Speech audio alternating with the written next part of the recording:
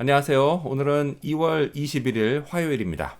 오늘은 마태복음 12장 38절에서부터 50절까지를 본문으로 큐티 가이드를 시작하겠습니다.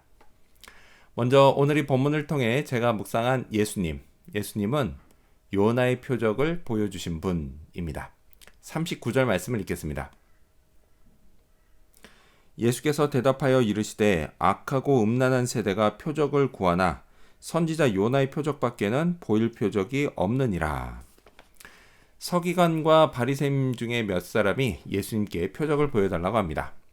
이들이 예수님을 선생님이라고 부르는 것으로 봐서 나름 예를 갖추고 말한 것 같습니다. 물론 속마음까지는 모를 일이지만 말이죠. 자, 표적은 영어로 sign입니다.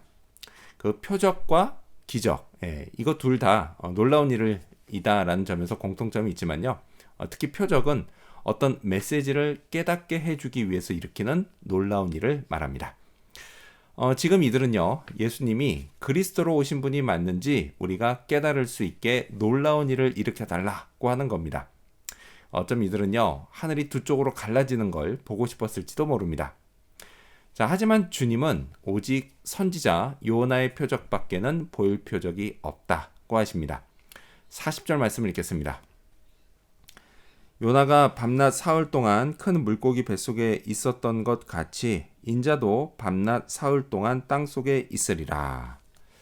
요나처럼 주님도 3일 동안 땅속에 있을 거라고 하셨습니다. 이건 분명 죽음을 의미합니다.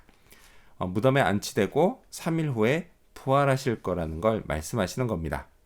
하지만요, 이건 표적을 요구한 사람들이 기대했던 표적이 아니었습니다. 저도요, 아주 가끔 어떤 중요한 결정을 앞두고 주님께 표적을 구할 때가 있습니다. 그럴 때요, 진짜 확실한 표적을 보여주시면 참 좋겠다라는 생각을 합니다. 그래서 물론 보여주실 때도 있습니다. 그리고 그것도 제가 기대했던 그 정도 수준으로 보여주실 때가 있습니다. 하지만요, 더 많은 경우에는 주님이 보여주지 않으십니다. 근데 어쩜 보여주셨는데 그게 주님 뜻대로 보여주신 것이어서 제가 알아보지 못한 것일 수도 있습니다. 자, 그렇다면 계속해서 오늘 이 본문을 통해 제가 발견한 인간의 모습, 어떤 게 있을까요? 오늘은 형편이 더 나빠진 악한 세대를 볼 수 있습니다. 주님은 귀신이 돌아온 사람의 이야기를 하십니다. 아주 오래전에요. 처음 제가 이 말씀을 접했을 때 저는 상당히 당황했었습니다. 그때요, 저는 주님의 말씀이 이런 뜻인 줄 알았습니다. 예수님을 믿고 귀신이 떠나가도 그 귀신이 내 마음에 다시 들어올 수 있다라는 것으로 이해했습니다. 그럼 굳이 예수님을 믿을 필요가 있나 싶기도 했고요.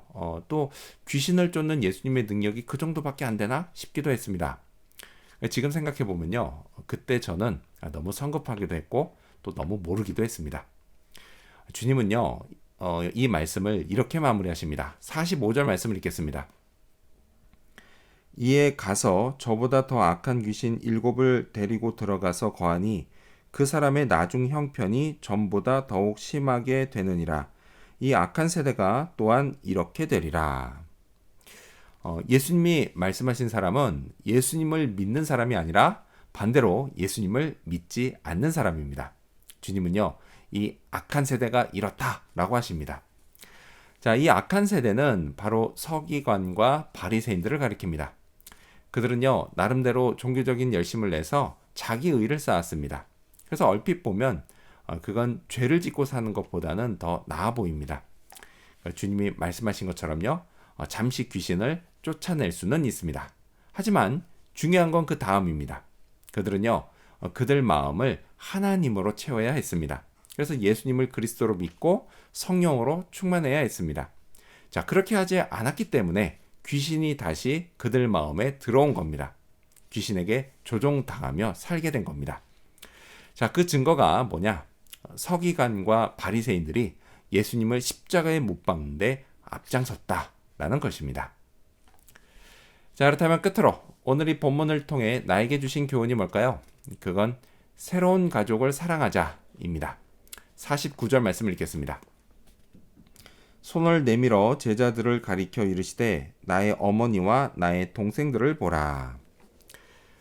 제자들은 예수님 안에서 새로운 가족이 됐습니다. 한 분 하나님 아버지 아래 가족인 것입니다. 이건요, 지금도 마찬가지입니다. 우리 교회 교인들은 저의 새로운 가족입니다.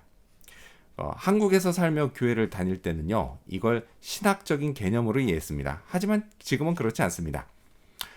이곳 호주에는요, 제 혈육이 없습니다. 미국에서 살 때는 있긴 있었지만 너무 멀리 살아서 딱 한 번밖에는 만나지를 못했습니다. 없는 거나 마찬가지죠.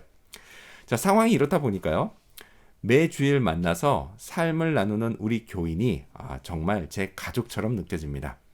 더욱이요, 예수님 안에 함께 있고 함께 하나님을 아버지로 부르며 예배드리기 때문에 더더욱 그렇습니다.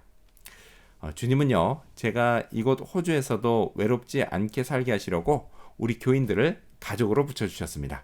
동시에요, 우리 교인 누군가에게도 다른 교인들과 저를 가족으로 붙여주셨습니다. 고국을 떠나서 만리타국인 이곳에서 이렇게 우리를 만나게 하시고 또 모여서 새로운 가족이 되게 하신 주님께 참 감사드립니다. 이 은혜를 기억하면서 나의 새로운 가족을 더 사랑해야겠습니다.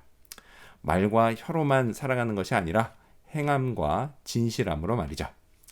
그걸 어떻게 하면 좋을지 구체적인 방법을 생각하는 그런 하루가 되어야겠습니다.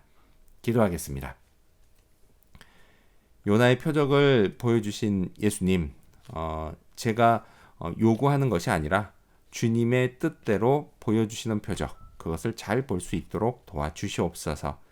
또 형편이 더 나빠진 그때 그 악한 세대를 기억하고 늘 지금 성령으로 충만하게 하여 주시옵소서. 또 새로운 가족으로 붙여주신 우리 교인들을 더욱 사랑하고 구체적으로 사랑하게 하여 주시옵소서. 오늘 하루 그게 어떻게 하면 좋을지를 또 생각하는 그런 하루 되기를 간절히 바라오며 예수님 이름으로 기도합니다. 아멘.